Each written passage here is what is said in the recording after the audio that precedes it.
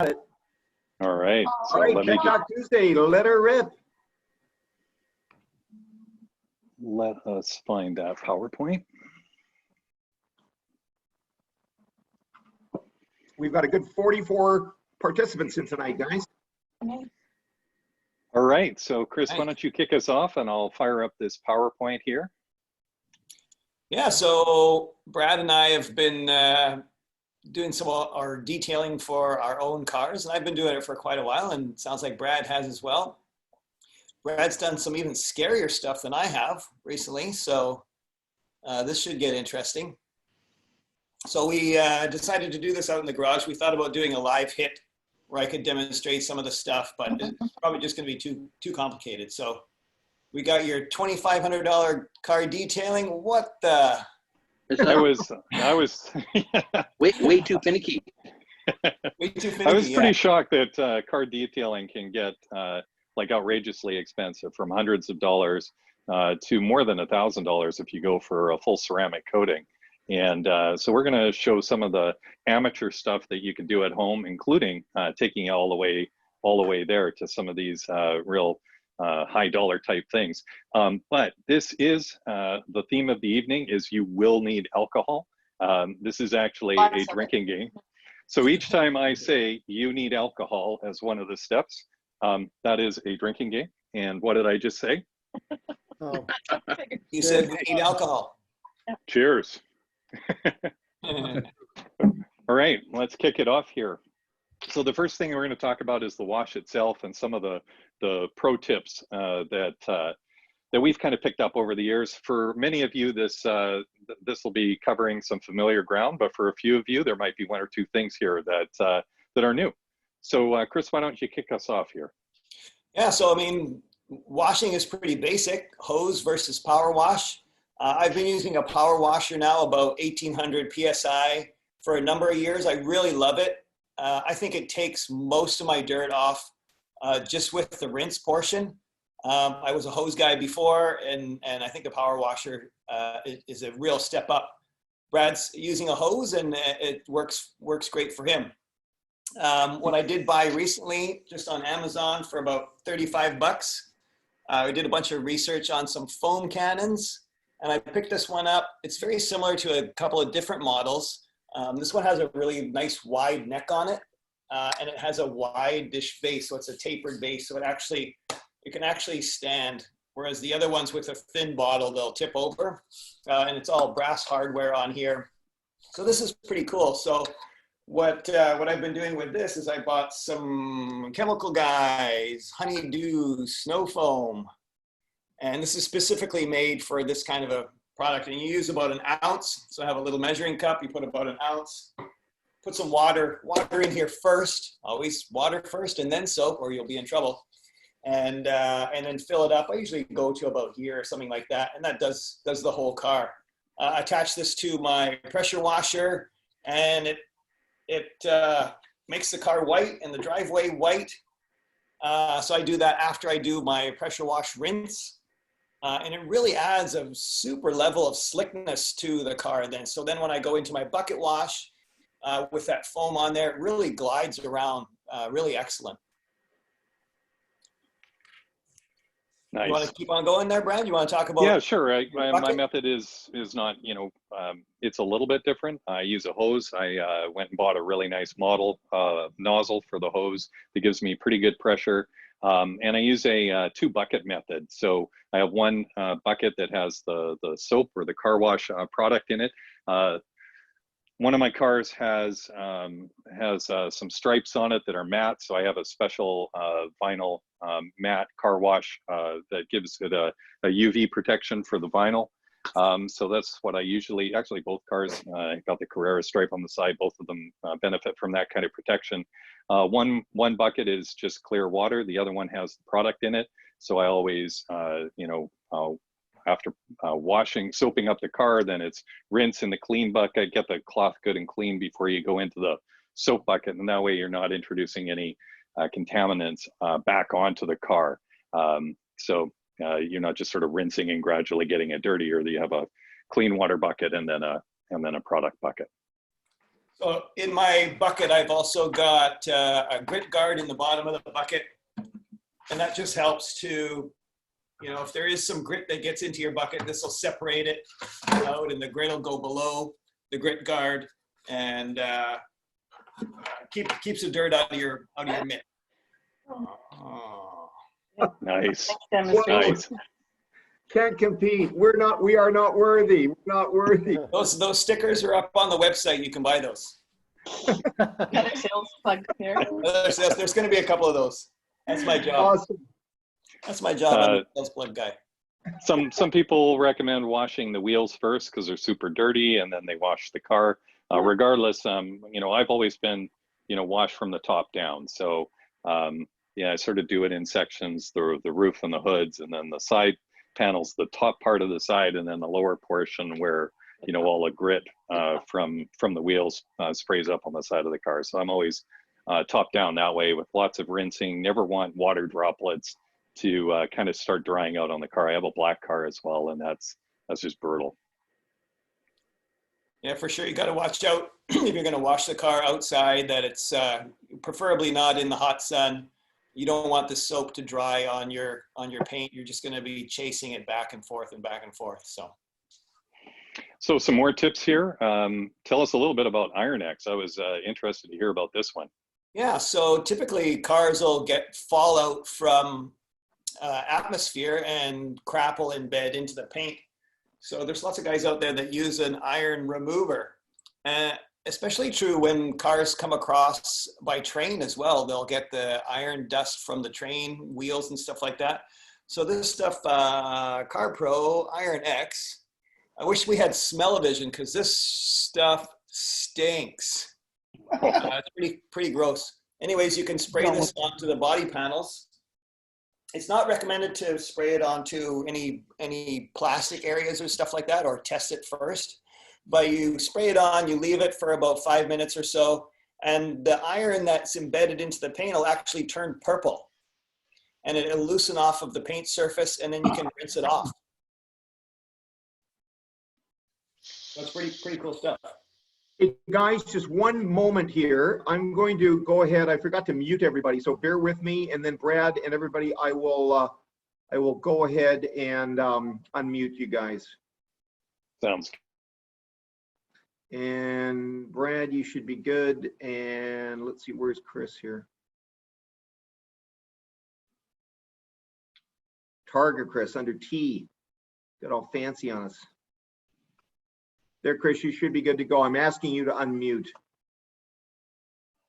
You'll probably get a message on your screen there, Chris. Yeah, unmuted. Unmuted. Can you hear me now? Yeah, Yep. I can hear you. Okay, perfect. Thanks, Jeff. Thanks for the reminder, Jeff. So let's talk about wheels. Yeah, wheels are fun. So I don't do a 2-bucket method. So I like, my car gets pretty clean with my pressure washer, and now I've got my foamer that does that step, and then I do my wash. I leave my wheels till last, and I just use the leftover wash water that's in there. It's fairly clean anyways. One of the tools that I got recently is my Speedmaster Whoa. brush. So this is huge. This is really terrific. It really gets you down into the barrels. You can see in the picture there that Brad's got another brush in short, but the 911 wheels aren't really that thick. You know, the 305s on the back of the 911 are pretty deep in there. And this really gets around. You can get it in and around the brake caliper and stuff like that. The bristles are fairly soft, but it just does a terrific job to get inside the barrel. Hey, Chris, question for you. Can you use IronX on a car that has Ceramic Pro on it? Well, if you've got a ceramic coating on it, it should be fairly hydrophobic anyways, so it would eat away the ceramic coating, I would think. Okay. I also use a brake dust releaser to clean the calipers. And if the wheels are really bad, I might use a little bit of this on the wheels. Usually it's just on the calipers that I use this, so. That's a good idea, but that's one of my most frustrating things is getting the wheels clean, you know, and all the brake dust and so forth. And when I had ceramic brakes, they were beautiful. There was none of that stuff, but I'm back on Steelies, and it is What was that product again? This one is called BDP Brake Dust Professional. It's a touchless brake dust releaser, and it's worked pretty well. Like, I mean, if I hadn't done, I just changed wheels on my 928, and now you can really see the calipers. So they hadn't been done in a year and a bit, and this kind of brought them back pretty easily. So was happy with that. But Joel, you know, if you buy yourself one of those brushes, it'll make a world of difference as well. And what was the brush? What was the brand again, Chris? So this one's a Speedmaster, but like Chemical Guys, I was just in there this afternoon in Langley, and they've got another one that's very similar. So Okay, good. you can find the Speedmaster on Amazon, or Chemical Guys has one that's almost identical. Good. Real quick question. Will there be a list of recommended products and sources at the end? So maybe we can type something out. Yeah, there's lots of products. We could be typing all week. That's a religion right there. But again, remember, some of these products for the wheels can be pretty harsh, and so you really want to pay attention to the kind of alloy or paint finish that you have on your wheels, and make sure that you're not using something that's going to dull or damage the finish that you have on the wheels. So just be careful of that. And we should talk a little bit about drying methods. We were talking about back in the day, we all had leather chamois, and that's how we dried off the vehicles. For myself, I the crap out of them. I've kind of gone with just an endless supply of Costco microfiber towels. I order them by like the 24 at a time. Yeah. I know that I picked up a big drying towel at the auto show a couple of years back, and that's been really quite something. It's a special kind of towel that I can do the whole car, and then just finish it off with a couple of those little towels. So there are other very, very absorbent products out there. Yeah, I've tried, some different ones, and they're great. I think the newer stuff is definitely better. Do you ever use a like a leaf blower to to blow off the water? Yeah, that's a great idea. There's some nice ones out there. You need to have a decent amount of pressure, right? So I've seen some guys with some battery powered blowers now, and it looks like it's not too bad. To get in around the headlights and stuff like that, or back tail lights on the 997 are a real pain to get the water out of there. I've used my air compressor.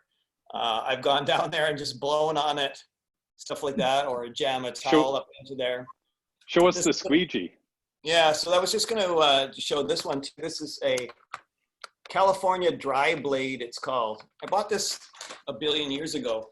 And what it is, it's a surgical grade silicone blade, and it's actually in the shape of a T. You can see that.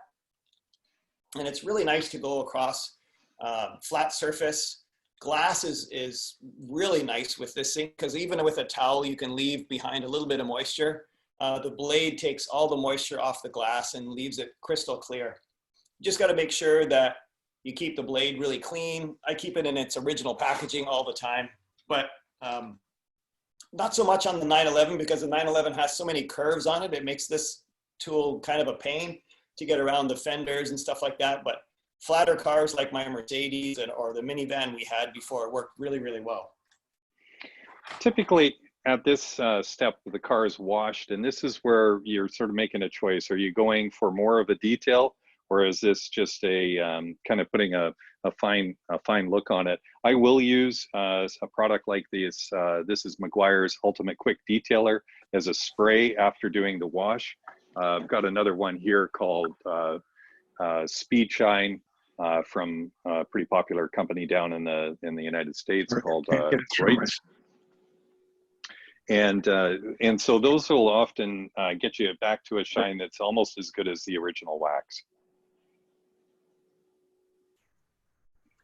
Comment here about using the Eco brand blower that is super awesome. That's got the 500 plus CFM. Nice. Yeah, leaf blower. Yeah. Eagle. Chris, did we lose Chris? He sort of.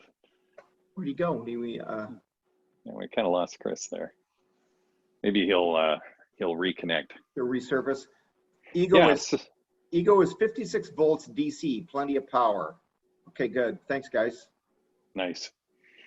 So we've talked a little bit about that. Then, you know, for exhaust on my car, I've got stainless exhaust on both the cars. So I'll use a liquid metal polish product, and either a gentle scrubby or a paper towel sometimes has enough abrasion to clean off most of the grit and tar and stuff that tends to get baked on into the exhaust. But yeah, this polish is really good. It also polishes up any of the aluminum surfaces that I have, like in the engine compartment, that I'm trying to sort of keep a little bit shiny. Obviously, you're not going to use a scrub pad on chrome, but I find on stainless it's pretty reasonable. Did Chris make it back in, or am I still on my own? Yeah, you're flying solo, Brad. So carry on. I'll look for him. All right, so I'm going to talk a little bit about, okay, now maybe you're going to go for one of your big details of the year, and we're going to get into more of the spa treatment. And Chris and I have a slightly different approach on this. I'm a little bit more old school, so I like the clay. Again, using the way the clay works is it's a product that comes, you know, usually in some sort of sealable container. It's kind of like plasticine, and so you can cut off a little slice of it. I tend to, you know, use it a few times, so I'll put it in a plastic bag, and it's kind of like Play-Doh. You sort of work it until it's kind of a flat surface like a bar. You can kind of see it here, and you rub it over the vehicle after spraying down the vehicle with some kind of lubricant in the form of like one of these detail sprays. And so you spray on the detail spray, and you just rub it, and you can feel it just pulling off the oxidants right off the paint. And if you sort of feel the paint before you do it and after, it's just like so smooth, pulling off any of the little particulates that have kind of become embedded in the surface. And so that's the clay. Now, what they've come up with in the last couple of years is they've come up with mitts that basically work the same way. So they have they look like a shag rug in the form of a mitt, but it actually has the same ability, the same sort of gentle grit ability, grit collection ability as the clay bar. And it works exactly the same way. You spray on a detailer and you use this mitt. And now in my case, I tend to go for the detail spray. What Chris likes to do is he likes to go for the soap. And he's a big fan of Dawn, which they use, you know, to break down grease and to just sort of cut all grease. And that's what you're trying to do, is to get all of these surface contaminants on. Dawn is nice. It's a gentle product. They use it on, you know, waterfowl that get caught in oil slicks, you know, so it's that kind of product. Lately, he's heard that Palmolive also is a great product. And this is where we were going to do the draw. And he's back. Fantastic. My computer decided, you know, let's go over to the other Wi-Fi that doesn't work. So here is my Griot's little polisher dude for taking crap out. Perfect. Synthetic clay. How do you think it works, Chris? I picked one up at a Porsche event in a bag, kind of a goodie bag some years back. Yeah, this was a goodie bag at Whistler Weekend. Maybe that's where it was. Right. Yeah. It works really well. Works really well. Actually, I kind of prefer it because you can grip it. And with clay, I'm using a small piece of clay, and everything gets slippery, and inevitably I'm drop it or almost drop it. And once you drop clay, it's like, just huck it. Because if it's got a little piece of rock in there, then you're in big trouble. Hey, quick question here, Brad. Would you use a liquid moly stuff on the Fuchs? I'm not sure. I would check into it. I've never used the liquid moly. Never heard of liquid moly stuff.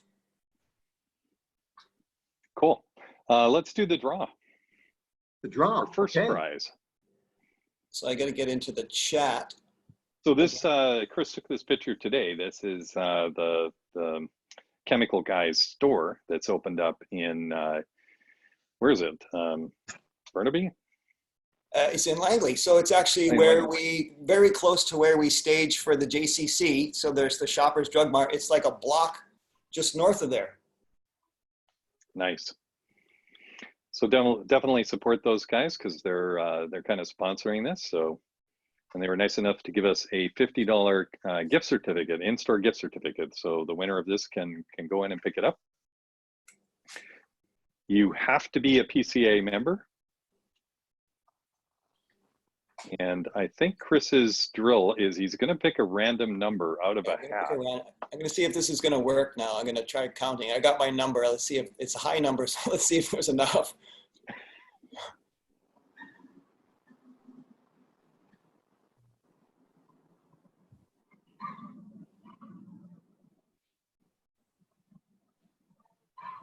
Deloitte will be auditing the results of this prize. 25 is number Harvey. Harvey wins. Way to go, Harvey. There you go, Harvey. So how does he claim that? So I guess he's going to have to send me some info. He can do that. He can do that privately.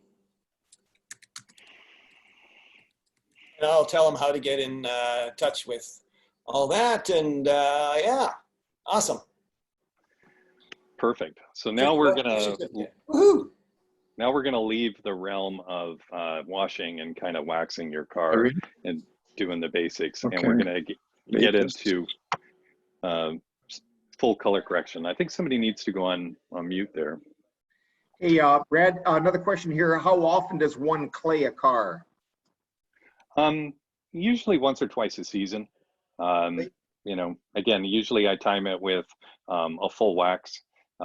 So I won't necessarily do it every time I wax my car, but usually once or twice a season, we get into the full detail, and that's about how often I'll do like a really, really great detail is once or twice a season. The rest of the time, it's just a wax kind of top up. So now we're going to get into the stuff that I learned when I bought this car behind me. This car had a paint job that was done by a talented amateur previous owner. So I think he did it in his garage. I think he did everything to this car in his own personal garage. The word is he was some sort of helicopter mechanic, and he did a restoration on this car, which then the next owner also did more restoration. And then when I got it, I had to do more restoration to actually get it to where it is today. In putting the car back together, he managed to scrape, ding, or scratch every single panel in the car. Like I think he had it completely apart, and when he put the hood back on, he scratched, you know, the fender. And when he was putting the headlights in, his screwdriver slipped and he scratched the fender. And there's another one of those on the rear bumper, which he has then gone and touched up. And the orange peel on it was just, you know, ridiculous. So my goal was to get it to be decent enough that I could, you know, show up somewhere and it looked shiny from 10 feet away. And I was going to focus on the mechanics, which is what I've done before I paid to have a paint job done on the car. So the first thing I wanted to do was to really get into the full color correction. And in this car, where that begins before you get into anything else is you have to really strip down absolutely everything. So you give the car a spray and a wipe down. You need alcohol for this. So once again, cheers everyone. Join me in a beverage. You need alcohol. Yeah, alcohol. You need alcohol. And we talked a little about this when Chris was away. You may do a wash down with Dawn or Palmolive or something else, but then you're going to do an alcohol mix, and I'll usually put it in a sprayer like this and spray down the car, wipe it down. And what you're trying to do is get, even after the clay bar, after everything else, you're trying to get all of the wax, all of the residue, all prior products off, and you're getting down to the pure clear coat or the pure paint. So that's the goal of this step. Once you're there. Brad, really quick question on, can you clay a wrapped car?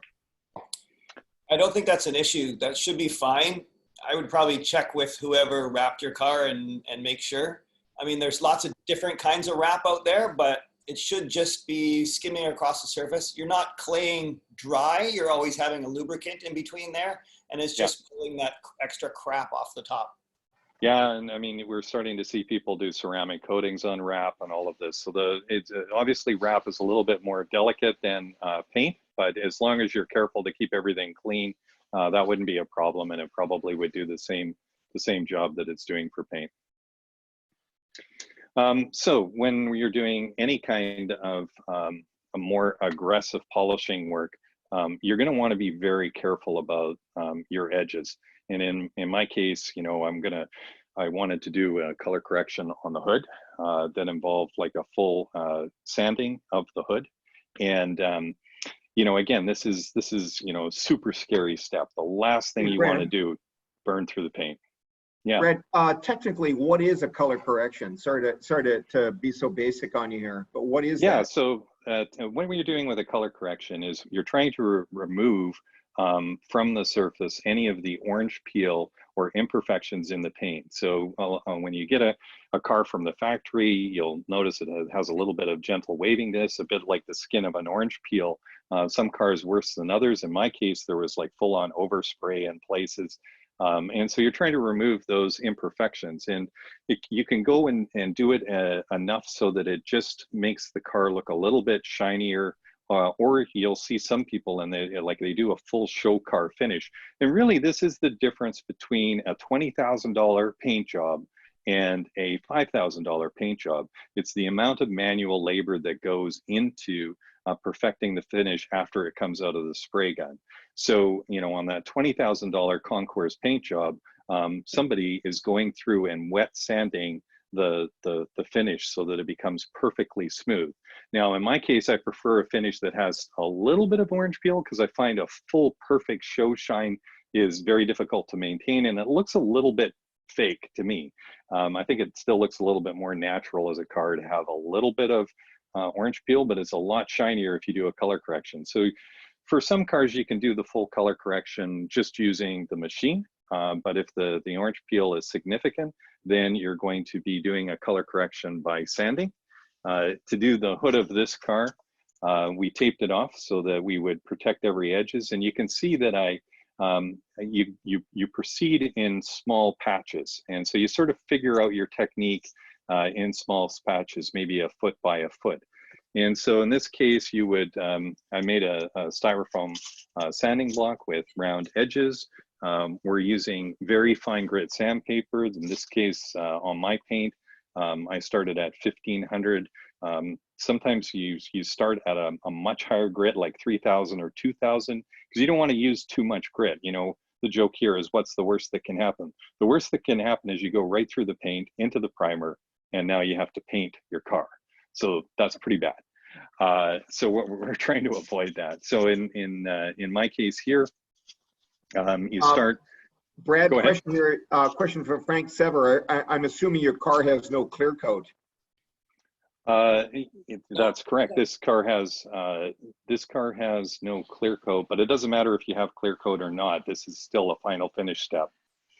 It's still a color correction on clear coat. If you have clear coat, what you're trying to do is make sure that the color correction does not go through the clear coat into the paint. So again, you know, you'll see sometimes the pros, they're looking at paint thickness. They have ways of measuring that, and you can kind of tell how much is there, but you're trying not to really remove too much paint. You're just trying to flatten off the top surface layer. And how that's done is with water and soap and the fine sandpaper, and you work in a crosshatch pattern. So it's a 45-degree diagonal strokes to the left, and then 45-degree diagonal strokes to the right. And you just work very slowly and patiently on one small section of the vehicle at a time. So about a foot by a foot is a good place to start. So that's what I did over the entire hood. It probably took a day to do the full color correct process on this. I did not sand this entire vehicle. The hood was particularly bad. The bumpers were bad. There were a few other places where I actually went as far as sanding, but for the most part, what we're doing is you know, just trying to do just enough. And I really relied on the machine polishers more. I would be happy to spend more time with the machine polisher than with sanding because it's a little less aggressive. But, you know, for my situation here, you know, again, I have nothing to lose. The car needs a paint job anyway. So, and it made a dramatic difference by using this technique. All right. So yeah, edge taping, paint thickness, clear coat. The next, I'm not seeing I'm not seeing the deck. oh, are we not seeing the deck? It says I'm screen sharing. Are you seeing it, Joel? I'm seeing it, Brad. Yep, looks good. Well, I am seeing, maybe it hasn't advanced. I'm seeing I'm seeing your 911 with the wet sanding block and the painter, the strips of painter's tape on the car. Right, and the heading is True Grit, right? Yep. Perfect. All right. Oh, there we go. I got it now. Okay. Good. All right. So any questions on sanding or this phase in general? No. Okay. So we'll move on. So the next one is field of burn. So can you do it? what was the question? Any questions like, I'm not going to do it. Can you do it?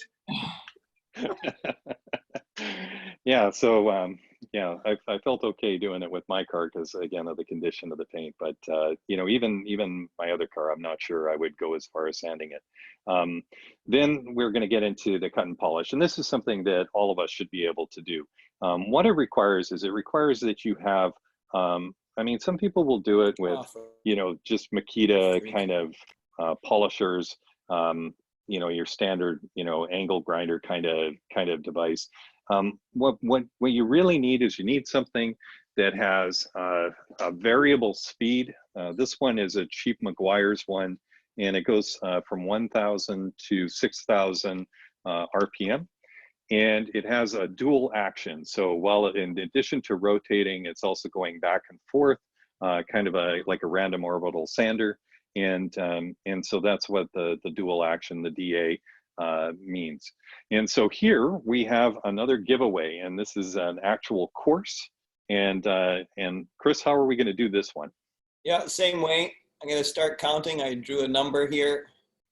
You see where I can find it starting.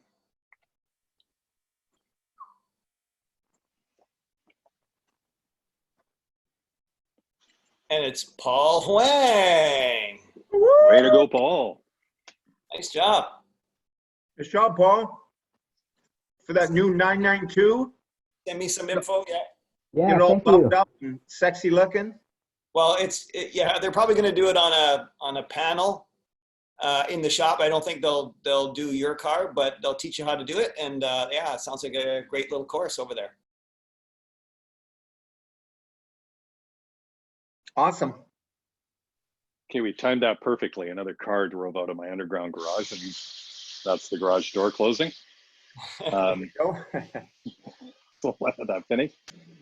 Yeah, so I learned from going to the car show, and I was working with actually the representative and top demo guy for this company here, Sonax, and the guy was good enough to take the time to give me a full demo on a hood that he got from, I don't know, somewhere like a record. It was a Range Rover hood in black paint, and I was amazed. You know, he did everything from the sanding right through to the polishing, and how quick it was to work through that process. So I would highly recommend, you know, this kind of course if you're at all nervous about it. But this is something that all of us can do. So let's talk a little bit about the polishing process. I started with a Meguiar's product, and if you're going to go with something that you can pick up at Lordco relatively cheap, this is Meguiar's Diamond Cut Compound 2.0. You can see it has a pretty aggressive 10 aggressive cut, and then so it's a heavy cut, and then you finish off with a machine glaze. So that's a two-step process to do it, and it's the same thing with the Sonax products. What I liked about this product is it's made in Germany, and it has really no additives to it. If you go to smell it, there's no color to it, there's no smell to it. It's really great, and it seems to work well. So you want one of their products is called X-Cut 0505. So it's the more aggressive cutting. And so that's where you start your cut polish. And that's what we're going to talk about here. And then there's a finish polish product that's a lot less aggressive. And that gives you kind of your mirror finish. Now, in the old days, when you were doing a full cut polish, you would have different kinds of pads with different aggressiveness. And one of the most aggressive that people used to use was a wool pad. And this is something you have to be careful not to burn the paint with, but people loved it because you could get a pretty aggressive cut with it. So you could really smooth out that orange peel with a pad like this. But nobody uses these anymore. That's how I did my my black BMW back in the day on my rotary with a wool pad. Yeah, and yeah. wow, it was shiny, but I think I burned right through the clear coat on it. And again, you know, if you have any high lines on your car at all, you want to mask those off. There's no need for you to polish over corners or edges. And once you get competent with it, you're going to not necessarily need to mask it every time. You don't really need to mask it if you're just doing a polish cut. Once you've done the aggressive cut once on it, you'll never do it again. That is your color correction. You might touch it up once a year or once every couple of years with a finer polish. So now you can go and buy pads of different thicknesses and firmness. So for the more aggressive polish, we're going to use a denser pad. That's this maroon one here, and then sort of a medium pad for the polish is this yellow one, and then the softest pad that Meguiar's makes is this black one here. And it's really key to keep these clean as well. So basically the rule is once you're doing a panel or something like that and you're taking a break, you should clean it out, and that would be either spraying it out or something like that. With the air pressure. You can wash them. If you have multiple pads, then you can take this one off, put a fresh pad on, and then go do the next one. Otherwise, you're going to be taking the contaminants from the paint. They're going to be embedded into the foam, and you're just going to move it around. And you're not going to get the same cut out of it. It's going to take you longer as well if you don't clean your pad properly. Yeah, so sometimes I'll spray them down with a little bit of, again, the alcohol product, and I'll wipe them with a microfiber cloth just to get them. Some people blow them out with an air compressor, but this technique of just sort of wiping the old material off. And once the pad is primed, so you can see the photo on the left there, we sort of primed it like we were putting a little icing on the cake. Too much product is too much product. You do that just a little bit in the beginning to get it going, but from that point on, each time you're adding product, you're adding 4 little dots of product to the pad, and you're just moving along, and you do it the same way that you do the sanding. So when you're being aggressive and you're using the more aggressive material, you're going to use a higher RPM on the machine. So you're going to take it up to 4,000, 5,000 RPM to do the full cut polish. And you're going to work in small sections, and you're going to work in straight lines in a cross pattern. It can be a diagonal pattern and a diagonal pattern, or it can be up and down across that whole section that you're doing, and then side to side across that whole section. And you just keep going back and forth like that for a few minutes over each of those 1-foot sections. And again, you're trying to make sure you're looking at it closely, stop, maybe wipe it down, have a look at how it's improving. You're trying to get the polish, but you're not trying to burn through, obviously. So it's just take your time, be very careful with it, and that's the technique. There's lots of tutorials on YouTube. There's a couple of guys that I follow regularly. One is Apex Detail, and another one is Pan the Organizer, P-A-N, Pan the Organizer. He's out of Quebec. These guys have some tips and tricks. They can show you how to go across the panel properly with, they'll tape it off, and technique is key. So, and it's not difficult. At first you're going to be freaked out about it. It's not that bad. You can take a polisher to a car, and if you've got the right pad and the right product, it'll take a while for you to do some damage to it. You'd have to be pretty stupid. So it's fairly easy, right? You don't want to put any pressure on the machine. Just let the product and the pads work, do the work for you. You're not trying to grind the crap out of it. Yeah, it's enjoyable, and it's a huge satisfaction when you've done it and you did it yourself, and it just makes you feel good about the car. Yeah, so that's the cut polish. So now you've done the most aggressive work, whether you did the sanding or not. Your next step is a cut polish. You should now feel like the car's looking pretty shiny, but you're not there yet. And now you're going for the finish. And so this is the next step on it, is the finish polish. And so again, in my case, I use the Sonax Perfect finish. I'm using a softer foam, the yellow or black. And at this point, we're going to turn down the speed. So we're going for a fine polish. It's not an aggressive removal of material. It's a buffing. And so the speed goes down to 2,500 RPM. And at this point, you could do this, every time you wash your car. You're not going to burn through for, I don't know, decades. Realistically, we're only going to do this a couple times a year. It's a very low risk of burn through with a product like this.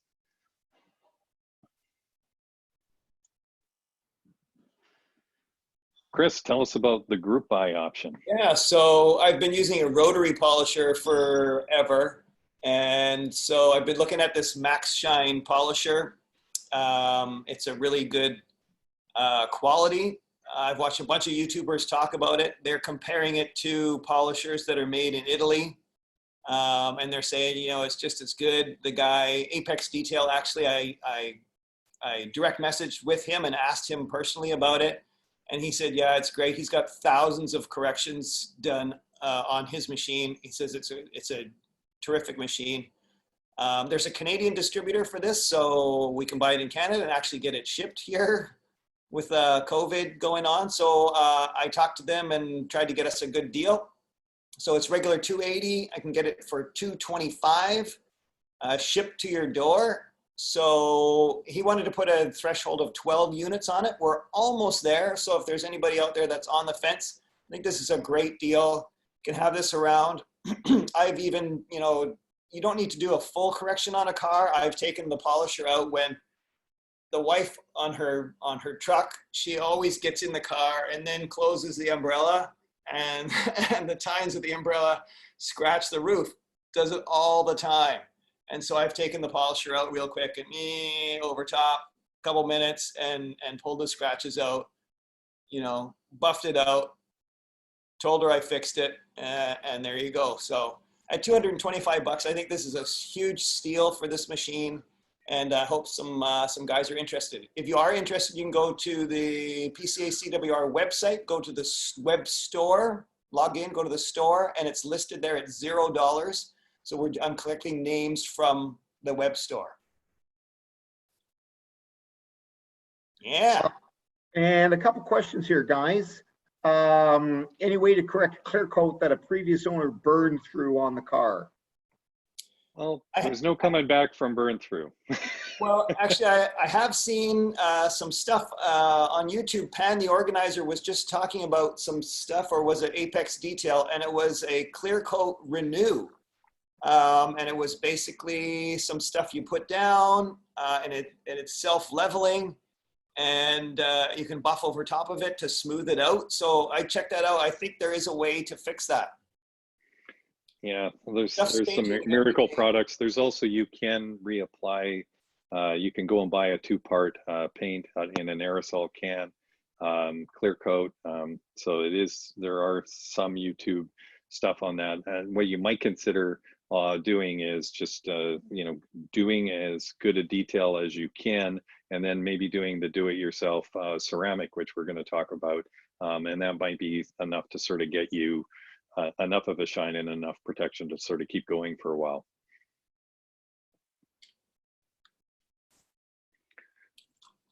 All right, so you before go. we head into that, again, Oh. we have now made it to the point where we need alcohol again. We've put a bunch of product on our car and polished it, and we need to remove all of that product before we head to any step. So cheers. We do another wipe with our alcohol mix. Again, we're looking for a good concentration of isopropyl alcohol in a spray. And then we can do some kind of finish. And so we got a lot of different finish options for you. And we were talking earlier about how some people like different kinds of wax-based products. For a long time, I was using one of these new nanotechnology, kind of like a wax, but it's a super hydrophobic nanotechnology product that you apply basically exactly like a wax. You put it on with an applicator, you let it dry, and you polish it off, and it lasts for a good amount of time, depending on what you subject your car to, several washes. I like the way a car looks, freshly waxed, so I sometimes would do this every 3 washes maybe. I don't know, Chris, what do you use? So I've gone through a gauntlet of stuff. So, I mean, just plain Carnauba wax is great. But now also you could switch to a polymer stuff. So this was really highly recommended. It's a Jescar Power Lock Plus, and this is a polymer sealant. Has a really good shine. So Brad and I were talking earlier too, there's different levels of kind of look you can get out of it. So if you just do a Carnauba wax, the appearance is going to be actually quite warm and very pleasing to the eye. Ceramic polish or ceramic coating will be kind of cool. It won't have that warmth and may not have the depth. So I haven't chosen to do a ceramic coat on my car. I do like working with the paint and bringing it up to snuff every once in a while and putting a coat of wax on. I get satisfaction out of that. Ceramic coat is, they're so good now, you can put it on, you can leave it, you can spray it off and never have to do any waxing or anything. That's not really for me yet anyways. So this is one option. So you can put this down and then a Carnauba wax on top of it. Then there's other stuff. This one is from Dallas Paint Correction, and this is a SiO2. So it's a silicon dioxide spray, and you'll see that paired along with ceramic coat. So they'll put down a ceramic coat layer, and then they'll put a SiO2 layer on top of it to protect the ceramic. So this is the same thing. So you can put that on after you've prepped the car. You put an SiO2, makes it super hydrophobic, makes it really slick, adds depth and shine. And then you can even put a wax on top of this if you wanted to, or a spray wax or something like that, a detailer. Yeah, so for my car, the black car, I'm still working with nano polish.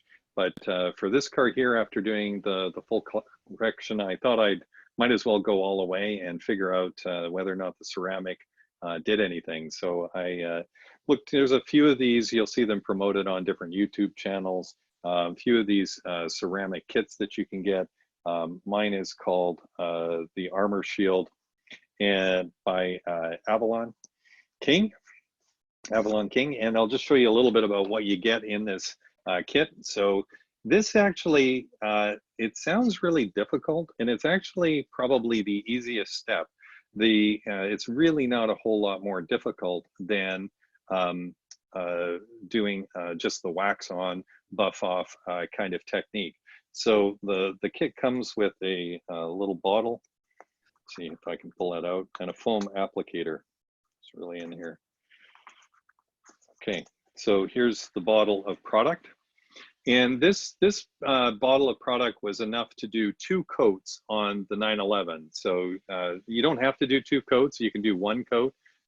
There's no benefit to doing more coats than 2 coats, but 2 coats, the only thing it's going to do is make sure that if you missed a spot, that you do have coverage. So they kind of recommend that you do 2 coats just in case you kind of miss it. So then in the kit, you're going to get a foam applicator block, you're going to get a nice microfiber buffing pad, and you're going to get these, they look like these fine, cloths that microfiber cloths you use for cleaning your eyeglasses. You get 3 of those and rubber gloves because you don't want any fingerprints.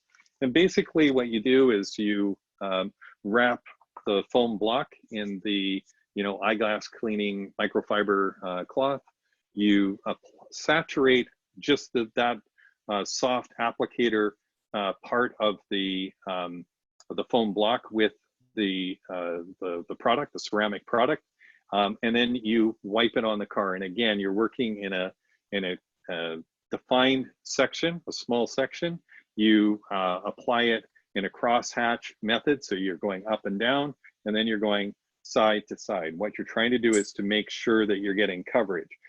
Just like some of the other techniques that we're doing with the polisher, you're just trying to make sure that you get full coverage and get the product on that area. And then you allow it to dry, and it dries for about, not unlike wax, it's going to dry for maybe 5 minutes, and you'll start to see it gets a little bit of a haze, but you kind of want to catch it before it fully hardens, so it gets that haze, and you come along with a microfiber cloth just like you would with a wax, and you buff it. And that's all there is to it. So it's really, to demystify it, it is, once you kind of get going, it's like, wow, this is no more difficult than waxing a car. And in theory, that finish is going to be good for years. Now, I probably will still put a polish on this occasionally, but it does protect it for years. In the garage, So in one of those, so I can have my garage back. Now, one of the things that I learned in this whole process is this, just from beginning to end, this takes days. When you do the ceramic coat, you're probably going to do the wash, and then you're going to do the color correction, and that's going to take a couple days. Then you apply the finish, and the car cannot go outside in the rain it can't go outside at all for several hours, and ideally a day. But actually, you shouldn't take the car out for 48 hours or more. You certainly can't get the car wet anywhere within a 48-hour period.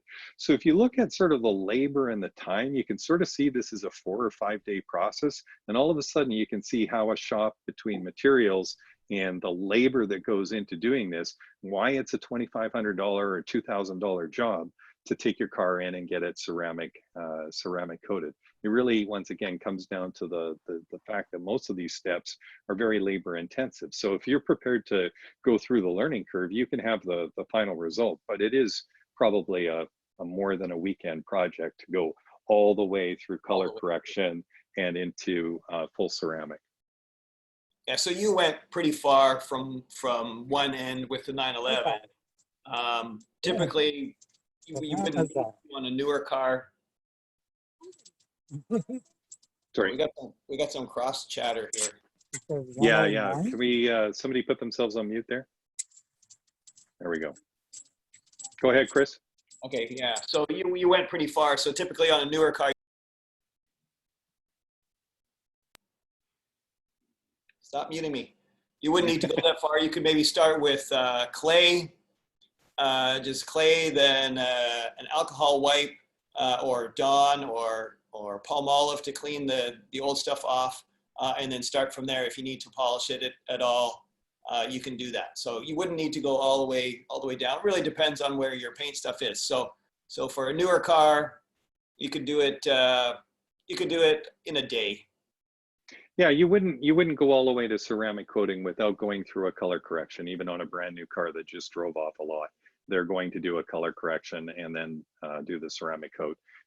But if you're not doing the ceramic, if you're doing one of these other great nano finishes, which, quite frankly, I personally can't tell the difference of the shine on my 911 versus the shine on the 928, which is just done with a nano product. So really the only difference is perhaps the longevity.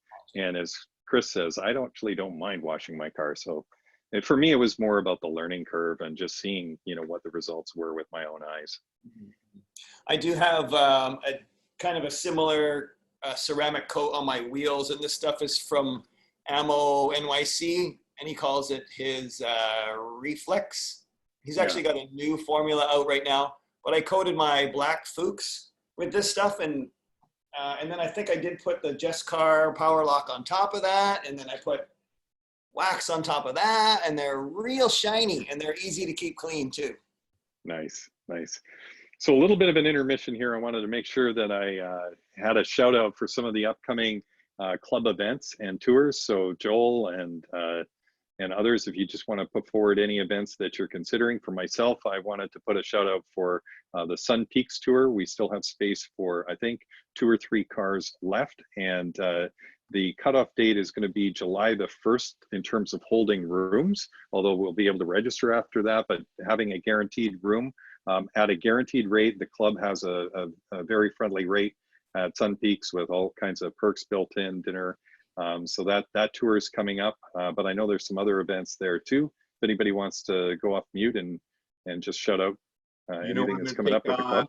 I can take Jeff off mute here for a moment. Anybody else? I know there's some Sea to Skies that are coming up that I'll be leading, and lots of good stuff going on. Jeff, I've asked you to unmute. Hello, everybody. We've got lots of things coming up here. We've got, of course, twice a month, we've got the Sea to Sky drives, dark and early on a Saturday morning out of West Vancouver. Secret location, pre-register for those. They've been going up to Britannia Beach, talking about going a little bit farther, maybe even up towards Whistler or Pemberton and back, or even farther than that, depends on the mood of the crowd. Jeff's Coffee and Curves, I do those twice a month on Sunday mornings, where Sea to Sky Saturdays on Sundays. Also got a Group J drive, the first one. Might be able to get that on the calendar tonight. That will be on Canada Day. It will be the Canada Day, D''EH.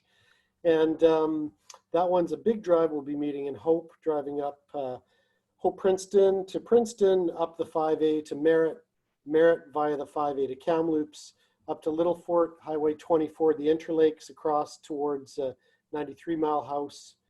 From that highway south over the 99 North to Lillooet, down to Lytton on the 12, and then finishing off in the Fraser Canyon. Long day, 10 hours of driving plus stops, so it will be not for the week of rear end. That's Canada Day. More drives coming up. We've also just applied for 39 days of insurance for flash drives, which would be on a Thursday evening, a Saturday, or a Sunday, depending on the weather. So we'll have the insurance in place. So on the spur of the moment, we can throw a drive up and say, hey, let's go. We'll meet here. We're going to here. Let's do it and have a good time. So we're trying to find ways within the structure of PCA to have proper insurance, to be safe, to be cognizant of our members and respectful of the people we're around, and but still be spur of the moment, you know. It's nice to be impulsive once in a while, let's face it.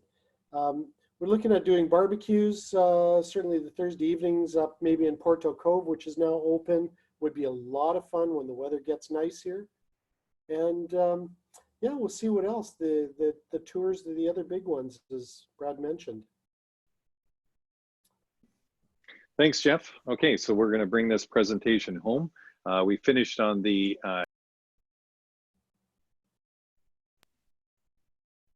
and we're going to talk about some interior tips. So again, I've got old cars. When they came to me, they needed a lot of work. And so I'll kind of take you through my process of how I deal with leather. I've done a lot of research on leather, and I do a little bit of leather craft. I redid the dashboard on my 928 and the pod, reskinned it in leather. But just to talk a little bit about leather conditioning, where it starts is you want to remove like all of the grit, all of the all the dirt and all of old food, all of that kind of stuff. So portable vacuum cleaner with a good nozzle on it, get into the crevices and get into the pleats of the leather and try and remove all the grit and the sand and everything that will actually abrade the leather over time every time you sit in. So each time you clean your car, that should be your first step, is to remove as much grit as possible.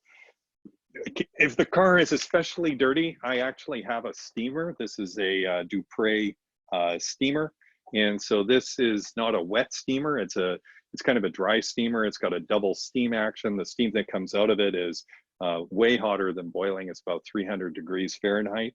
And it's a pretty dry stream compared to like a wet steamer that you use, you know, on your clothing. And so the concept here is that you steam the leather. It opens up the pores, and it takes, you know, it uses steam to gently remove a lot of dirt. You're not, and you're not introducing a lot of harsh chemicals or anything like that into it. So once I've steamed it, then I'm looking to clean the leather. I'll use a product like this, some kind of a leather cleaner. This is Lexol, a spray cleaner. There's others out there. And then at that point, it may be a soft brush. You use the Ammo stuff, Chris. Maybe apply that with a little soft brush that you can scrub in the leather with, and this is going to work the dirt to the surface, and then you wipe it off with your microfiber towel, and then you want to apply some sort of finish to it. A really good finish for those of you with newer cars is to use the classic saddle soap. This is both a cleaner and also a polish, and so it, you know, conditions the leather a bit. That's a really good choice. Very easy product to use. Again, you just sort of buff it on and buff it off. If you have an older vehicle like I do, and you're trying to sort of bring back you know, some suppleness to it, you might use a product like mink oil to actually rub in and reintroduce some oils to condition the leather, or you might use, you know, some sort of a leather cream or conditioner product like you would use on coats or shoes or something like that. So that's for conditioning the leather, cleaning it. That's kind of my process for that. On this car, we actually had some damage in the leather. There was some cracks, there were some scratches and abrasions, and so you kind of want to bring that back, and that's a little bit more involved process.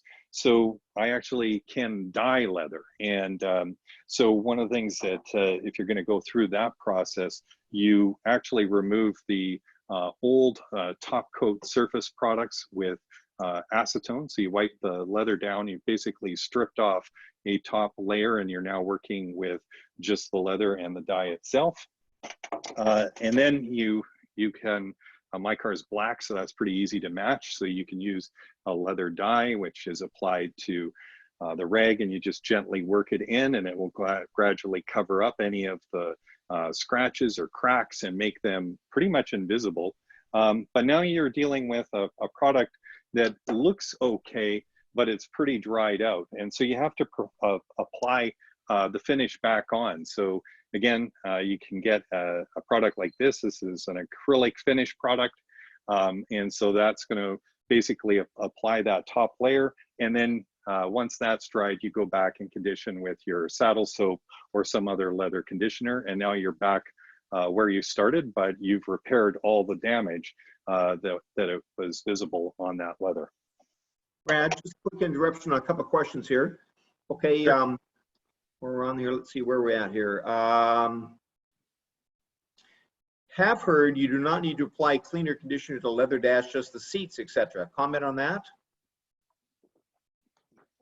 You know, it all depends. Like my dash is full leather dash, and so I'm absolutely going to clean it with the soap so that it does get conditioned just like the seat does. I mean, obviously the leather on the dash is not subject to the same wear and the same stretching that you know, a seat that you're sitting on. But I still use a product like this to clean the dash and just sort of condition the leather over time. Yeah. Yeah. All right. Next question. What about seats that have pinholes for heating, cooling, waxes, etc. will block the holes? Question mark. Yeah, so I'm not waxing the seats, and I don't know, Chris, you did try a ceramic leather coating. How did that work out for you? Yeah, so I did that on the new car that we got. There's a C Quartz. It's a ceramic leather coating on there. So basically all modern leathers are coated. So they're just like a paint. So they have a clear top coat on them. Not like you think where you need to put the color back in or anything like that. They all have a top coat on them. So I bought this ceramic coating and put an extra coating on top just to protect the leather from UV rays and from water spots and stuff like that. Some of the new seats have holes in them for sure. So you wouldn't want any waxy product getting down in there. That would be a pain. You might be able to take a strong vacuum and vacuum the holes out. But I don't really I do put some leather product on my seats to try and keep them soft. What I mostly do is I use that, I really like this stuff, Ammo. It's called Lather. It's an interior cleaner.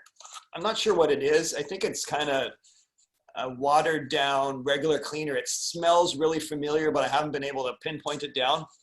It came with this plasticky, porous little sponge. And just spraying that on there and working that into the seats. It's amazing the crap that comes out of there. Your steering wheel too, just the oils from your hand and the junk that comes out of your seats, especially if you're driving around with blue jeans on or whatever, it'll take that color out. So I put that stuff on, I work it into the leather with either that sponge thing, or I use my soft brush and agitate it. And then I'll use a clean microfiber cloth and wipe all that stuff off. And a nice clean seat is maybe all you need to really do. Cool. And George, you took the question right out of my head. How about cleaning Alcantara? I have no experience with that, so I don't know. You're on your own, Joel. Well, from Paul Young, he says, I just use a damp microfiber cloth for cleaning Alcantara. I've never had any trouble with it either, Paul. It seems to clean up really nice. Obviously, you know, it is a, you know, a more rougher product. You know, I don't go eat a Wendy's hamburger and then hop in and drive and stuff like that. Not that I eat Wendy's hamburgers, but you get what I'm talking about. You know, you need to watch what's on your hands before you drive it. Yeah, what you'll often find with the Alcantara steering wheels is after tens of thousands of miles, they start to build up a bit of a glaze on it, and which is really annoying.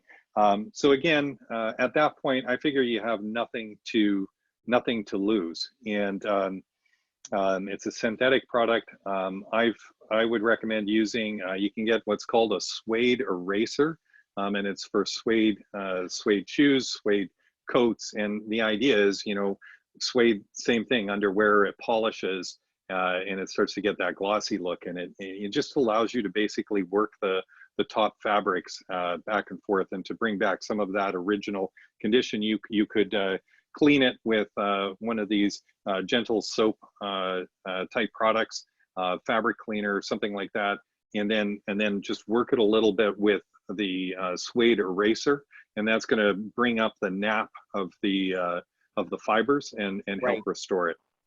Hopefully you're staying on top of it as well. Hopefully you're staying on top of it. And I kind of go in there now and I do a really light wipe down of the steering wheel and the seats and the dashboard, just with a very gentle cleaner, and just try and stay on top of that all the time. Because, you know, if you've got like an Alcantara steering wheel and you're neglecting it all the time, it's the oils and the dirt are going to build up and just be harder down the road. Right. Cool. Thanks, guys. And what about cleaning colored stitching on the dash? You know, like in some of these beautiful Porsches we've got with the red stitching or the silver stitching and so forth. So I've got some light gray stitching on mine, and I've just taken a toothbrush and some really mild soap cleaner, like the Ammo stuff that I have, and just go along in there and just try and clean the fibers. Basically, it's just cloth, right? So yeah, just to try and brighten it up a little bit. Yeah, you have to think like that. That stitching is a polyester thread, and so you're cleaning it like any other kind of fiber. So just some kind of a fabric cleaner on a toothbrush is going to do a great job. Nothing too aggressive, but a fabric cleaner on a toothbrush is going to work for that. Awesome. And then our president, Jeff Rabiff, has, you know, when he wears his leather pants, his manufacturer recommends gentle rubbing with a leather conditioner. His lederhosen on. You know, bring back the leather pants. Wear your leather pants on the leather seats. You'll be covered, you know? Yeah. Boom. Also, what do we got here? Oh, yeah, Ian Manning. Also, what is the purpose of a glaze? Is that the same as a final polish? I think we're back to kind of couple slides back. Thanks, Ian. Yeah, I've seen that. Machine glaze is again just another product that you're trying to do to. It's a very, very light cut, so it's kind of like a final polish. It used to be that like Meguiar's had 9 of these that you would use in a row, but now you can kind of do it with 2 products. But that perfect finish product does exactly the same thing as what this product used to do as a glaze, but it's very, very low aggressive cut final polish. Awesome. Yeah, so some final tips. We talked, we often get this one, how do you get your black bumpers and, my bumperettes to look good? We just use a product like this, like Back to Black. There's a few of them on the market. I've been happy with this stuff from Chemical Guys to do my tires, and my plastic trim seems to work well. I save lots of pieces of black foam when you get stuff delivered and they send you that black foam, rather than buying a specially made detailed piece of foam for $4. I just save all the little bits. This foam is actually out from behind the dashboard on my old Mercedes. It's good German foam. The craziest one that we had heard from Jeff was that he detailed his car with and put some peanut oil on the gray and black trim pieces. And how's it working? You happy? He's happy with it. He says All right. this is good. I told him today that I'm waiting for the chipmunks, the local chipmunks, to come and gnaw away at this plastic. Looks really good. It's holding up well, he says. Some final tips for engine. I think we talked about some of the metal polish things, just generally keeping the engine clean. You might have a little degreaser spray, wipe it down, but and again, treating the plastics just with a little something like the Back to Black finishes, just to keep them supple. It doesn't hurt, looks good. I'm not an expert on engines. I keep mine, just presentable, not concourse. And then for wheel dressings, I'm not a huge fan of wheel dressings. Sometimes I'll put something on, but it's not a big deal for me. As a motorcyclist, I've never been a huge fan of putting anything slippery on wheels, but that's just me. Yeah, I like to have a little bit of shine on mine, and that's why I was using this this VRP. It's quite thick and it doesn't sling up, and it lasts a decent amount of time. And one of the things that I tried recently was a product called Glassparency, which is a ceramic nano coating for windshields. Is applied exactly as the ceramic that goes on the paint. I put it on the windscreen of the 928 just before we went on the Okanagan wine tour, which we went through a huge amount of rain and rainstorm leaving the lower mainland. It does work. I mean, you don't necessarily have to have the wipers on, and you certainly don't have to have them on as much, but I'm not sure that it was any better than any other product that I've tried. What do you use, Chris? So I've been happy with Aquapel. I started out using the Rain X, and I just found it just didn't last very long, and I had windshield wiper chatter and stuff like that.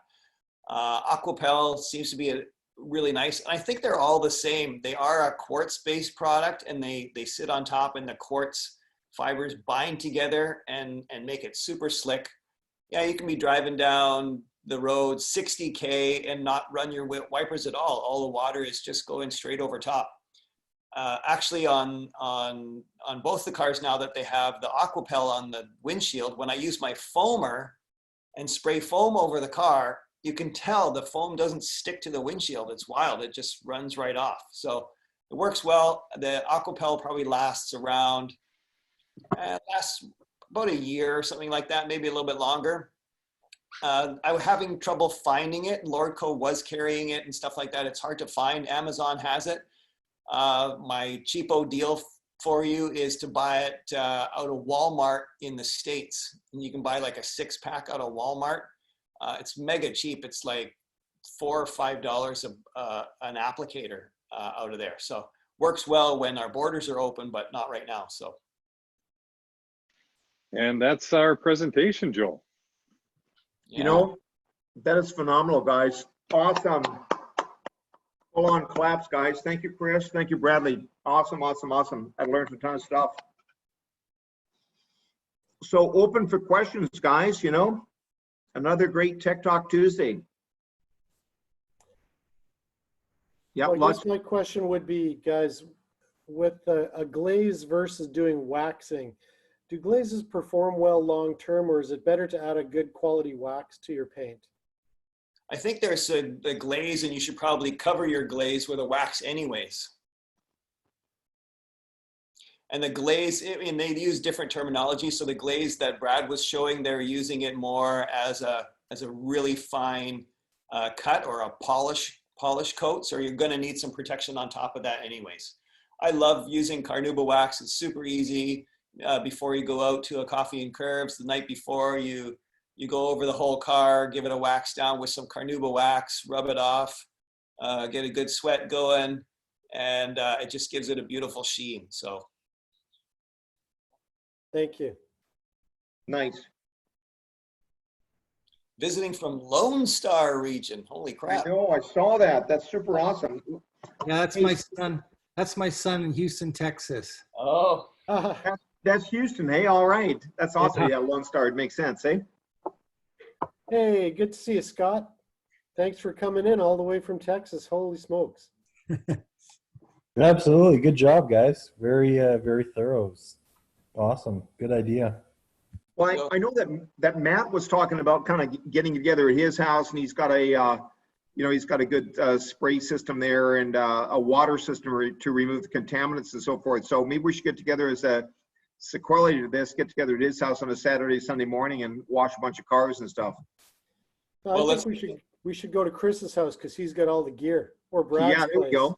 Yeah, I want yeah. to use that steamer on my interior. It's filthy on my cabriolet. Filthy. steamer looks good. That's a great idea. Well, you need a couple more guys to get on board with that polisher, and we'll get those polishers going, and then yeah, it's going to be fun. Hey, question from Frank Server here, Chris and Brad. Do you have a tip to wax off the convertible top?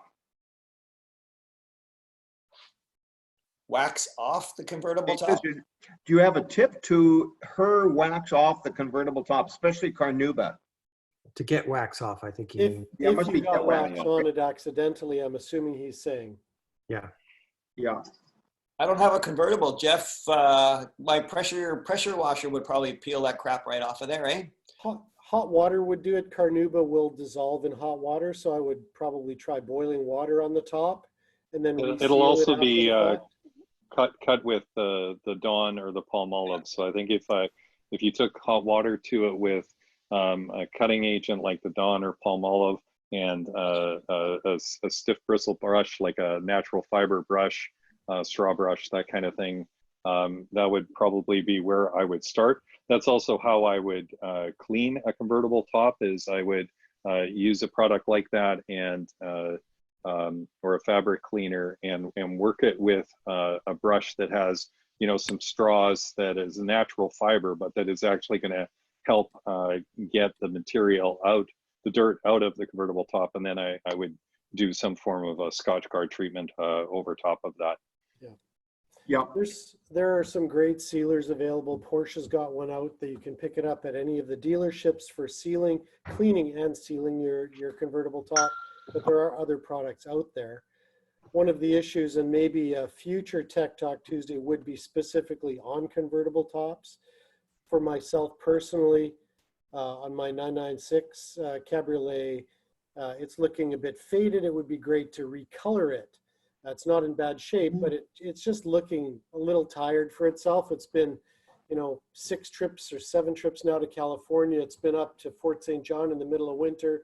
It's been through a lot of abuse, and that poor top just needs a little refresh. So Jeff, I would point you in the direction of Heidi and Franny's Garage YouTube channel. Yes. They have they did a convertible top episode on a Porsche, so they covered it in detail. So point you there. Great. I love those. I love those too. They're super so cute, funny. eh? Yeah. They're so funny. All right. Well, Okay. if there aren't, here we go. Road tar. Some road tar removers or grease removers like Super Clean in the purple bottle. What would you? Is that That for was the? me answering them. They're good. They're asking how to get road tar off. Yeah. Yeah, there's some Yeah. specific road tar removers. Yeah, you can go and buy specific road tar removers, or you can use some mineral spirits. Again, it's that's a special case, but when you do get it, it's basically the road tar remover is like some form of mineral spirit. So I start with my least aggressive techniques first, and if I need to go further, then I go further. I mean, it's the same with if you're debadging a car and you're trying to remove the glue and residue, there's a bunch of different techniques for that, and it sometimes varies from manufacturer to manufacturer, but very often you're going to start working your way up into a mineral spirit, or maybe a product like xylene, which is a slightly more refined version of a mineral spirit. And then if ultimately you keep going until you have some success through all Yeah. of those products. Yeah. Just Ultimately, be you're careful using with organic products like- solvents, right, Brad? Pardon me? Ultimately, you're using an organic solvent, a carbon-based solvent to dissolve road tar, which is carbon-based as well. Yeah, I guess that's the science of it. WD-40 works really well too. Yeah. There we go. Yeah, I've even tried like using some crappy wax, like some old turtle wax that has a bunch of cleaners in the wax, and sometimes you get away with that. Yeah, and sometimes it's a product like a scratch remover that's just a little bit of an abrasive polish that you can work by hand. Sometimes a product like that will do the trick for your scenario. Contact cleaner, again, is another very gentle solvent that you can use to remove, if you get some residue or something like that on the car.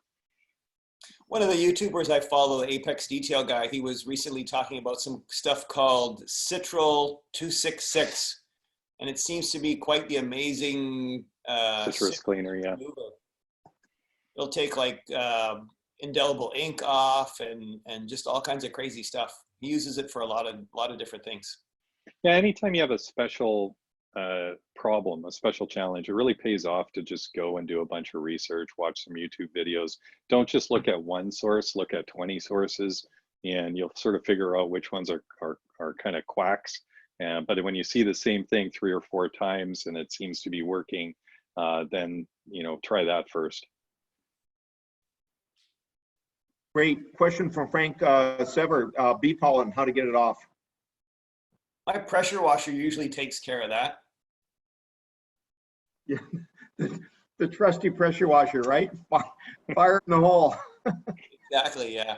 But it's really waxy product, so yeah, you could go over top of it. And once you get the turd off, then you can take some carnauba wax or a wax with a bit of cleaner into it, or even a spray detailer that should be able to get it off as well. We didn't really, did we talk about spray detailers when I was hunting? Yeah, a couple of times. Again, doing the clay bar, we talked about it, and also as a step, if you're not going to do the full detail, it's like after you've done the wash, you can do a wipe down with a spray detailer and kind of get back to your wax look without doing a full wax. There's my glass cleaner. This stuff's really great. Yep. Do you prefer that? Do you prefer that, Chris, over the aerosol can? I've never used the aerosol, so this is what I go with. Yeah. Yeah. And I think the key is to have a really, really flat surface microfiber towel in order to work the glass as well. Yeah, I use a foaming glass cleaner lately, and I don't even know where I found this, but man, it's been working great. Great. Here you go, guys. All right. Well, listen. Thanks so much, everybody. Another great Tech Talk Tuesday. Thank you, Bradley. Thank you, Chris. Awesome job, guys. Thanks. That was fun. Super fun. And I would, Jeff, like to see the Dr. Color chip, fill in the little paint chips, because I've got a few, and that'd be a good to do. I don't know if you guys got a week to put something together on that, or you need a little more time, but stay tuned. Yeah, I've got Well, we'll give it a a try. friend of mine, we're going to do it on his 240Z, so maybe I'll take some photographs of that. Take some photos, I yeah. have. It worked really well. I've used it a lot.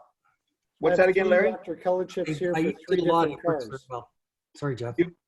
Sorry, so Larry Nickel, you've used it a lot, have you? Yeah, I did on my sandblasted Boxster, and if you keep doing it a couple times on the deeper ones, it's actually very, very effective. Yeah. I'd also like to know about door edge chips, which are something there's, all it takes is one passenger and, you know, then you got a door chip, right? Yeah. Don't allow passengers. Yeah, there you go. That was your All right, first guys, mistake. so probably what, Jeff's Coffee and Cars, the next time we'll see you guys is Sunday, right, Jeff? That's it, Sunday morning out in a mystery location. If you're registered for it, you'll be getting an email tomorrow. Beyond that, we've got lots of other drives coming up. Hope to see you out there. I'd just like to say on behalf of PCA Canada West Region, thanks to everybody for coming up for Tech Talk Tuesday. We were planning to postpone these till October, thinking, well, the good weather, who's going to be interested? But honestly, 40 some odd people tonight, that's amazing. So there's clearly an interest. This interested me. I'd love to get a lot more detail, and I want to be better at detailing my own car as well. With 2 of them, it becomes too expensive to do it professionally all the time at $800 to $1,500 a shot. So yeah, Brad, you never know who's going to show up at your garage one of these days. Anytime, man. But seriously, thank you everybody for coming tonight, and look forward to seeing you again on a drive or another Tech Talk Tuesday in the near future. Sounds good. Guys. Thanks, Awesome. Jeff. Thumbs up, guys. All right, stopping the recording and ending it out. Thanks, everybody. Have a great evening. Thanks, guys.